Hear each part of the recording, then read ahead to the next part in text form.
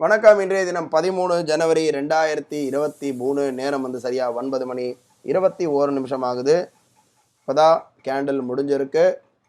Levels form ஆயிருக்கு. 42,017க்கு மேலே போச்சுன்னா பை, 41,967 கீழே வந்ததுன்னா செல்லு.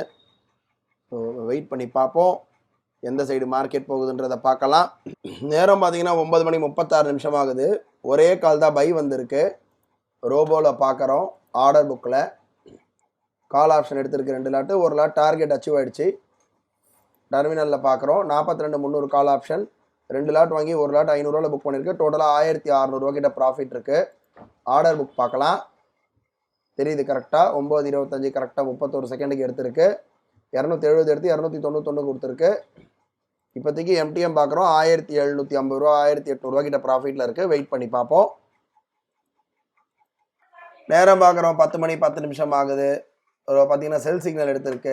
ஒரு கால் வந்தது எஸ்எல் ஹிட் ஆகிடுச்சு.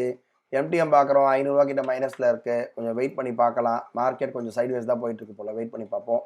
நேரம் வந்து சரியாக 5:40 ஆகுது. கொஞ்சம் இன்டர்நெட் இஷ்யூ இருந்ததுனால ரெக்கார்டு கண்டினியூ பண்ண முடியல. காத்தாலே நான் போட்டு விட்டுட்டு போயிட்டேன்.